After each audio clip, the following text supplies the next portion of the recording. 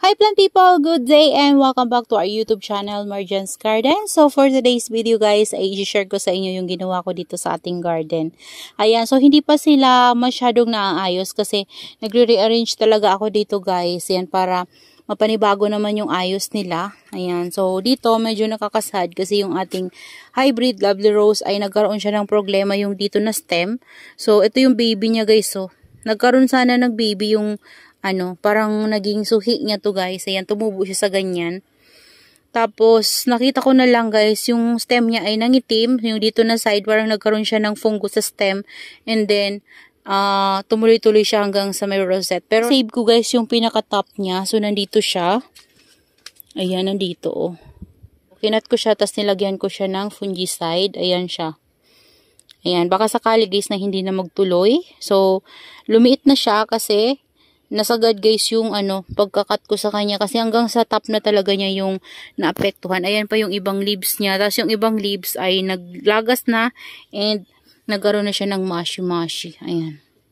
Kunin lang natin tong mga bunga ng ating melo. Ayan sila guys. Tapos yung isa ko dito guys na madiba. Ayan, ito yung tinapkat ko before, yung napakalaki ko na madiba at matangkad na. So, tinapkat ko to guys. And, nandito siya banda sa area na to nakalagay. Ayan, kung papapansin nyo, wala na siya dyan. Kasi, ang nangyari sa kanya guys ay ganyan. So, nung tinignan ko siya guys, ay okay naman siya. Akala ko healthy, ang ganda-ganda. Medyo, may pagka-stress pa siya. Tapos, tinignan ko siya guys kasi parang nakita ko may kunting brown sa pinaka-rosette niya. And, ang nangyari sa kanya guys ay charan. Inuod pala siya guys hanggang sa pinaka sa pinaka crown niya guys. So ayan oh. Binutas talaga siya guys. Ayan, as in butas. Sa personal guys, nasisilip ko na yung liwanag dun sa pinaka rosette niya oh. Hindi lang makita sa camera. Ayan oh, butas siya hanggang sa rosette. Ayan, hanggang dito oh. Kaya kapag ginanon mo, nasisilip na yung liwanag sa dito sa kabilang ito. Ayan. So, sayang guys, ang laki pa naman itong natapkat natin na to. Hindi yan sa akin guys, nag-inarte nung natapkat natin siya. As inabuhay siya, tapos lumaki pa talaga siya guys. And nandito yung pinaka niyan guys, oh. Ayan, oh. Ayan, may mga tae pa ng uod. Ayan, oh. Talagang binutas siya guys, simula sa puno hanggang sa top. Ayan. So, mali ko din kasi guys, kasi nilagay ko siya dyan sa baba, tapos, hindi ako nakapagsaboy dito guys ng ng furadan. So matagal ako nakapagsaboy dito ng furadan. So dapat talaga yung pagsaboy ng furadan sa kanila guys ay maintenance talaga dapat. So sa isang buwan, 2 beses o kahit isang beses man lang tayo guys makapagsaboy ng furadan sa paikot. Lahat sila lalagyan natin para hindi talaga sila mapuntahan ng mga insekto. So mali ko din kasi guys, matagal akong hindi nakapaglagay ng furadan. So, hinayaan ko kasi akala ko okay lang naman. So, ayun, nakain itong ating, di ko alam guys kung masisave ko pa siya. Ayan, so, ginawa ko, inakyat ko siya dyan. So, wala naman na yung uod. Siguro, naging butterfly na. Ito nga, may kinainan pa yung isang leaves niya guys. So, ayan, kinain pa. So, ginawa ko, inakyat ko lang dito guys. So, baka sakaling magkaroon pa siya ng roots and malay natin, diba, magkaroon na lang siya guys ng baby soon. So, ayan, hindi ko rin alam kung ano yung magandang gawin sa kanya. Kasi butas na talaga guys yung pinakagitna niya. As in yung stem niya, binutas yun pataas hanggang sa rosette. Ayan, so ayan siya. Nakakalungkot. Ayan, so kahapon meron dito na mulaklak na astro. Ito yun siya guys. So, ayan, nag-close na siya. Wala na. So, close na yung flower ng ating astro. Hindi ko na naipakita sa inyo. So, yung isa naman guys na natin, ito lovely rose talaga to guys. So, dito ko niripat ko siya sa same ng ganun na pots. Same sila kalaki. Yan, dito ko siya nilagay sa dulo na to. So, magkabilang dulo sila guys. So, ayan. So, ayan siya. Natutuyuan nga lang siya guys ng sobrang dami na leaves. Katatanggal ko lang ng dry leaves sa kanya kasi dito sa area na to ay meron tayong bubong. So, dahil sobrang init nga sa labas guys, pinasok ko muna sila para para hindi sila guys masobrahan sa init, yan, masunburn, ganyan. Kasi yun, pinasok ko talaga yun guys, kasi yung yung leaves niya as in nagyi-yellow na yung mga ganyan, tapos ang parang nagiging wrinkled na yung mga leaves niya, kaya pinasok ko na guys. So ito, niripat ko siya dito. Hindi ko na to guys nilabas kasi baka mamaya yung mga babies na nabuhay ko sa leaves dyan, baka baka ma-sunburn. So dito ko muna siya guys nilabas. So ilalabas ko na lang ulit to kapag hindi na masyadong sobra yung init, kapag tapos na yung summer guys, para hindi sila guys ma-sunburn. Kasi kapag nilabas ko to bigla, nasanay sila naman guys sa medyo shaded, baka mamaya ma-sunburn.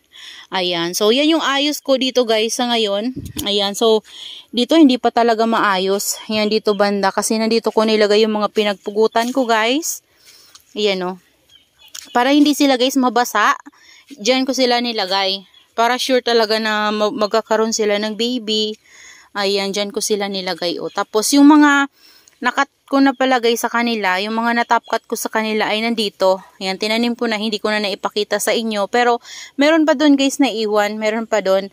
Wala na akong pots. So, nandun, hindi ko pa sila na itatanim. So, ayan. Tinanim ko na sila kasi kahapon ay din ako guys, repat ako nung ating super balm. Ayan. Kung mapapansin nyo guys, nasa malaking pot na siya na white, kasi 'di ba sabi ko sa inyo, iriripat ko siya sa white na pot. So, hindi naman ako bumili ng pot, bali yung Thanos ko guys, yung isang Thanos ko, nilipat ko dun sa isang Thanos ko na pinakauna. So, nandito siya.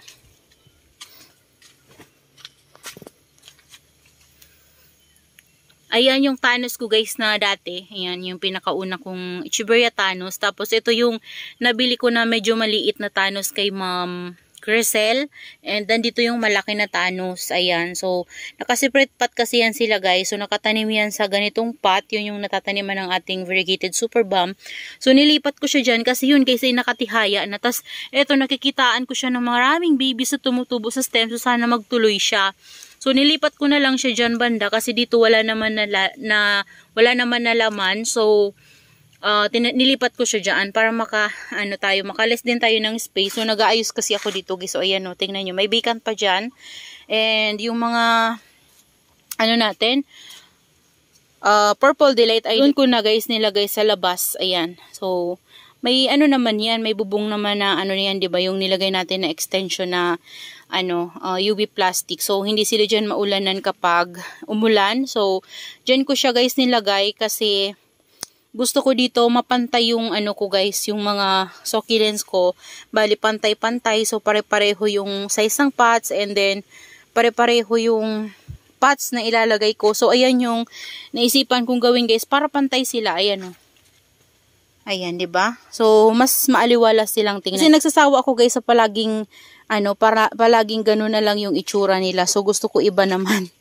Ayan, and ito naman na super balm na to, plano ko tong ilipat dito ulit guys. Ayan, ililipat ko sila dito. Kasi crankulated succulents natin na nandyan banda, hindi na sila guys nainitan kapag tanghali. So dyan banda ay medyo nasi-shade na sila guys ng puno ng papaya dyan sa tapat. So ililipat ko ulit sila dito banda na area na to guys, kasi dito nainitan sila ng kahit shaded guys, nainitan sila, nakakatanggap sila ng sunlight.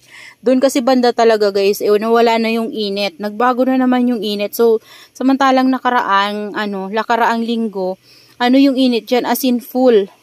So simula umaga hanggang hapon, mainit talaga yun guys, mainit yung natatanggap nila dyan, kaya dyan ko sila nilipat. So ngayon, nagbago na naman, kaya kailangan ko ring ilipat sila. So dito ko na lang sila ilalagay. Yung mga super balm natin guys ay ililipat ko na lang siguro dito na area. Ayan nalaglag yan guys. So pagpasok ko nalaglag siya dyan. Kaya ayan, makalat na naman dito. So magwawalis na naman ako after ko mag-rearrange.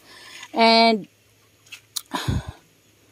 ayan, dito naman banda, nilipat ko yung ating dito. Pinorward ko lang dito guys yung ating Bianca. Ayan, kasi nasosobrahan din siya sa init. Palagi siyang maraming dry leaves guys. So maganda kung medyo shade talaga sila kasi konti lang yung dry leaves na tatanggal natin. So kapag sobrang init talaga guys, grabe yung yung dry leaves nila. Ayan tingnan nyo guys, alam mo variegated. Ang daming babies sa tumutubo sa stem niya. Ayan, ito yung pinakauna natin na Bianca. Ayan. So yung natin, Missing You. Tapos yung nabili ko kay Sir Mark before na, ito guys sila Bamba to. Pinagsama ko din dito. Ayan. Yan, ito yung na-unbox natin galing kay Succulent Valley. So, hindi ko pa sila nadidilig. Bali, na-missed ko pa lang yan guys. Yan, na-missed ko pa lang. So, hindi ko pa sila nadidilig. Kasi wala pa sila sa atin na 1 week. So, niripat ko siya dyan. So, yan guys yung pot ng ating lola. And then, yung lola kasi guys ay niripat ko sa ganito. Ayan, kasi ito, ang dami na tanggal kong dry leaves guys. So, nilipat ko na lang siya dito. Ayan para mapanibago din yung potting mix nila. So, pinalitan ko sila ng potting mix. Ayan, niripat ko siya dyan. Tapos ito, niripat ko din dito guys, yung ating, tawag dyan, yung one head lang dati to guys si Blue Cloud. Ayan, dating one head, ngayon, tingnan nyo naman guys, ang kapal na niya. Tapos ayan, ang dami na naman yung baby. So, tinanggalan ko na rin siya ng dry leaves. So, matagal na kasi to nakatanim sa ayan, sa ganyan na pot. So, yan yung pot niya guys, pinalitan ko siya ng pot. Tinanggal ko yung, niya, yung soil mix niya. Tapos, pinalitan ko rin ng pot. Ayan, para mapanibago guys yung potting mix. And, tumaba sila lalo. Ayan, kasi matagal na yan guys, sa na to guys So, yung soil mix niya talagang bulok na. So, hindi na maganda. So, dapat nang palitan. So, ito naman, kinat ko yung, natin, yung, sino ba to? Si Ivory Tower, ayan, kinat ko yan guys. Bago lang yan guys. So, yan kinuha ko yung may mga roots na talaga. Kinat ko kasi sobrang tangkad din niya guys. So, pinagsama-sama ko sila dito. Tapos, yung karamihan nito guys ay free lang sa akin ni Ma'am Jenny Lynn. So, ang binili ko lang dito guys si Ivory Tower. Tapos, ito, free lang to sa atin ni Ma'am Jen. Ito guys, si Kiwi. Ayan na guys yung kiwi ko. Nabuhay siya. So, nilipat ko lang siya dyan guys sa pot na yan. Ayan, hindi ko naman sila inaprot. Kinuha ko sila ng buo sa pot. So, ayan. Ayan yung itsura nila dito guys. Tapos, yung yung, tawag dyan.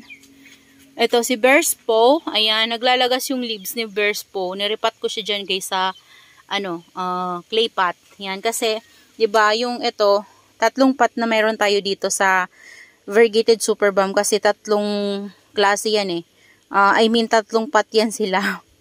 So, ayan. Niripat ko dyan si Bear's Paw, si West Rainbow. Tapos ito, niripat ko rin siya guys. I mean, pinalitan ko siya ng bagong soil mix. So, ayan na siya guys. Inayos ko siya kasi, buti na lang guys, naisipan ko siyang iripat kasi yung pinakapuno niya guys, nagbulok na siya. So, tinanggal ko yung bulok na area, tapos may mga bagong roots pa rin siya guys. So, yun. Tinanggal ko lang yung nabulok na area dun sa pinakailalim. Tapos niripat, inaprot ko talaga siya. So, tinanim ko siya ulit. Yan, para mag-grow. So, next kong guys, ireripat ay ito. Itong ating Tinkerbell. So, ililipat ko rin siya sa ganito na pot. Yan, pagsasamahin ko sila kasi meron tayong niyang 2 pots. Yan Ito, tsaka yung banda sa dulo. So, pag-iisahin ko rin sila ng pot guys. And para mapalaki din natin sila, ililipat ko rin sila sa ganito na pot. So, ito na guys. So, ayan. Pakita ko sa inyo ng malapitan. Ito yung full bar natin na malaki before. So, dahil nga naglalagas yung leaves niya, ayan na lang yung natira sa leaves niya guys. Ayan. Pero okay naman siya guys. Ayan. Ito yung natin. So, makaka-recover din yan guys kapag inasobra yung init ngayon. So, sobra kasi guys yung init. Kaya ganyan siguro. Tapos ito, yung mga babies niyan guys na So, hindi pa gaanong ayos yung itsura nila guys kasi bagong ripat natin siya. So, pag tumagal na yan sa atin na initan na sila guys ulit. So, maghahanap yan ng araw. So, susunod yan guys sa araw. Yan, tatayo yan guys. So, ayan. Ito yung isa natin na full bar. Ayan, natanggalan ko siya ng leaves dito kahapon. Nawala yung leaves niya dyan. Tapos yung dito, diba, dati na siyang nagtanggal yung dito. Ayan siya. Okay naman siya guys, kaso lang naglalagas talaga yung leaves nila. Nagmamashi-mashi dahil sa sobrang init. Ayan. Kahit na ito guys, ganun din to oh. Tinanggal ko rin yung mga mashi-mashi niya sa lower leaves niya. Ayan. So, ito yung variegated natin na isa na medyo nawawala yung pagka-var. Ayan, ito yung pinaka-mother, tapos ito yung baby. Ayan, ito talaga maganda yung variegation nito. Ayan. Tapos dito naman banda guys, naripat ko din dito yung ating silver balm. Yan, pinagsama ko na sila guys sa isang pot. Yan, yung ating silver balm. Yan, tapos yung ating purple delight naman guys, ito yung pinakauna natin na purple delight na variegated. Ayan, so nawala na talaga guys yung variegation niya sa pinaka-top niya. So, ayan ito. Pero ito guys, meron pa rin siyang variegation dito oh. Ayan, so ito naman yung bago natin na nabiling variegated purple delight. Ayan, pinagsama ko sila sa isang pot. So, ito maganda yung variegation nito.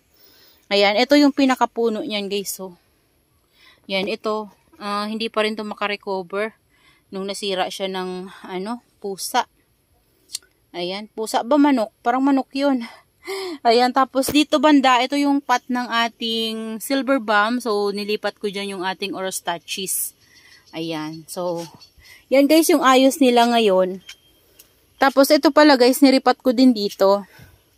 Ito, nilipat ko siya dito. So, pinagsama-sama ko na yung ating mga ganito para maging cluster na siya. Yan, bago lang yan siya guys, ilipat. Kahapon lang din. Yan, kasi yung nandito sa ganito natin, di ba meron tayong nakatanim. Ito yung nakatanim na, variegated hilba. Sa ganyan na pot, yung parang square na yan. So, ito na siya. Tapos ito yung dati na pinagkakat ko guys. So, yan. Tapos may mga lipro pa tayo dyan. So, ayan. Pinagsama-sama ko na. Ayan sila. So, yan lang naman guys yung ginawa ko sa ngayon. So, maglilinis pa ako dito. Tapos, dito pinag-iisipan ko pa kung ano yung magandang ilagay. Yan. Kasi, naisipan ko din mag-rearrange. Kasi dahil sa sobrang init guys and naiinitan talaga ng sobra-sobra yung ating mga madiba dito sa area na to. Nilipat ko sila dito guys. Yan. Kasi may mga sunburn na talaga guys yung leaves nila. Yan. Kahit nasanay na sila guys sa init. Naninibago sila guys sa init na nare-receive nila ngayon kasi sobrang intense talaga ng init. Grabe guys yung init ngayon. Kahit nasa loob ka ng bahay, ramdam mo yung alinsangan sa labas. Grabe, basta pawis na pawis ako palagi. Kahit nasa loob ako ng bahay.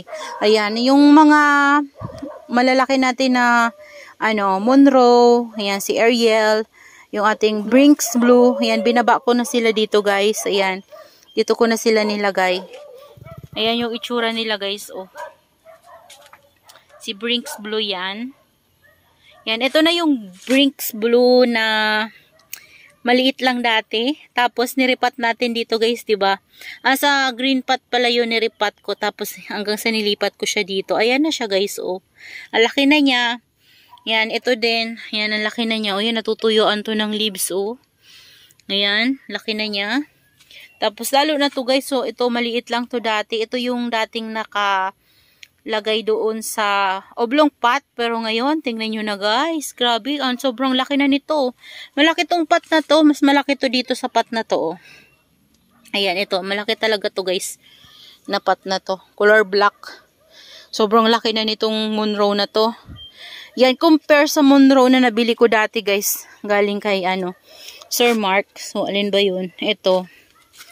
Ayan, tingnan nyo guys yung difference niya. Yan, ito, nabili ko na talaga to ng malaki na talaga siya. Yan, tapos, ito, sa atin na to tumubo, itong mga nasa top na to. Pero, iba talaga yung laki nitong Monroe ko na to guys, oh.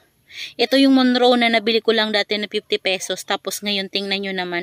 Maliit lang yan dati. Ayan, maliit lang to dati. Kung napapanood nyo yung video ko dati guys, nasa oblong pot yan siya guys, nakatanim.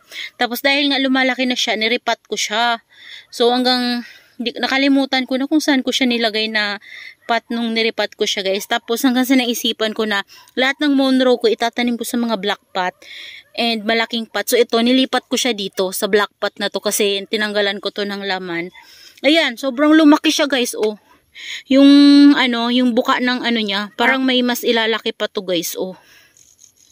Yan yung buka ng rosette niya. Oh, ito medyo paliit siya. Simula sa ilalim, paliit siya pataas, pero ito, ayan, simula maliit, palaki siya pataas. Ayan, grabe guys. Grabe yung Monroe na to. Higante na. Ang laki. Tapos ito, lumalaki na rin, oh. Hindi to kalakihan nung nabili natin, si Ariel. Ayan, si Ariel yan guys. Tapos ito yung two heads natin dati na maliit na Monroe. So, nilipat ko na rin siya sa ganito. Ayan. So, matagal ko na yan siya dyan guys nilipat. Kaso, nalaglag yan ng pusa. So, ayan. Kaya wala na siyang toppings. Pinalitan ko siya ng soil or dinagdagan ko lang yan siya guys ng soil. Kasi na, ano yan, na-uproot. So, ayan. Lumalaki na rin siya. Twin head yan guys. So, hindi ko yan pinaghiwalay. Ang ingay ng aso. Ayan, so ito, plano ko rin itong iripat soon. Itong ating mga mafarina na succulent. So, iriripat ko din sila. Kasi, yung pot na yan, guys, sa pagbuhat ko kanina ay nag-crack. So, kailangan na niyang iripat. So, siguro, ililipat ko yan, guys, sa white pot. Kagaya ng natatabnan natin na Aron Pay.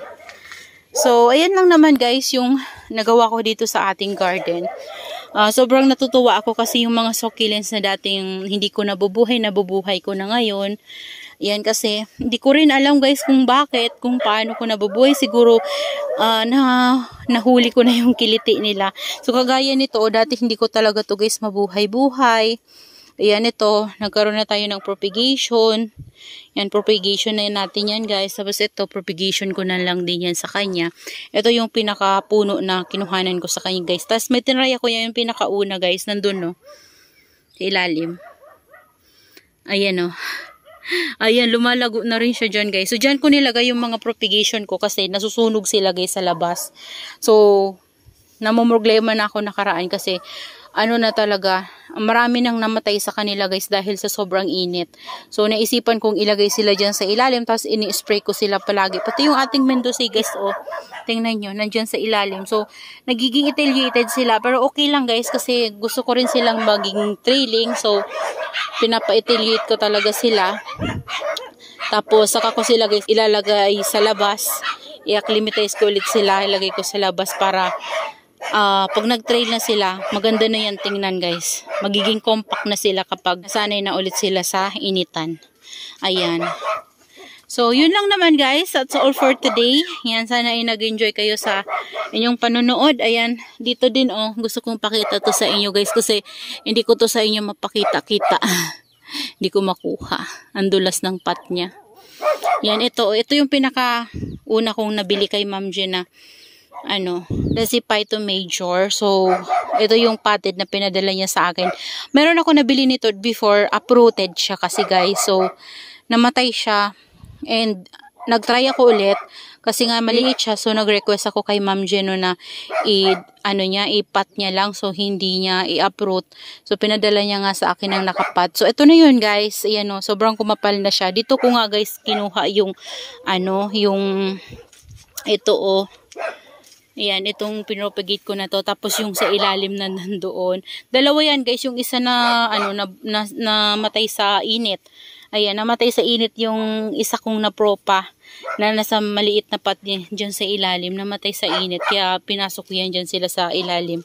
So, ito yun. Ito yung pinaka mother plant niya. So, okay naman siya guys. Ayan. Diba, ang ganda niya oh. Kung napuno na tong pot na to, oh, nagtitrail na din. Ayan. So, bagay siya dyan sa ceramic pot natin. So, ang ganda niya. Tapos ito, akala ko guys, hindi ko to mabubuhay dito. So, yan, pinadala sa atin guys. Kasi, ibang seller naman yung nabilin ko niya, si Ma'am Chelsea. Pinadala yan sa atin is uprooted siya. So, nakarami na rin ako niyan dati. And, namamatay talaga siya sa akin. So, ngayon guys, nabuhay ko na siya. Ayan o. Ganda niya, diba? Favorite ko talaga yan sila guys. Si barbecue, si ivory tower, si variegated barbecue, yung non-variegated barbecue. Yan, gustong-gusto ko sila. Tapos ito, galing to kay Ma'am Jen.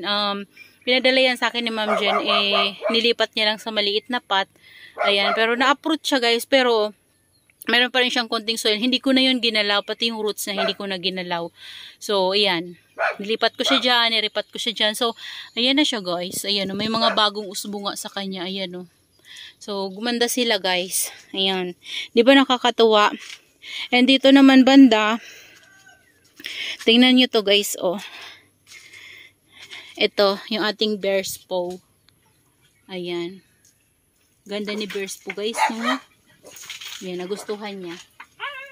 Ayan. So, yan guys, yung mga succulents natin na, nabuhay natin dito sa ating garden ngayon na dati ay nahihirapan akong buhayin sila. Pero ngayon, buhay na sila guys. Nakakatuwa. So, that's all for today's video guys. And I hope you enjoy watching and see you on my next vlog. Happy gardening everyone. Bye-bye.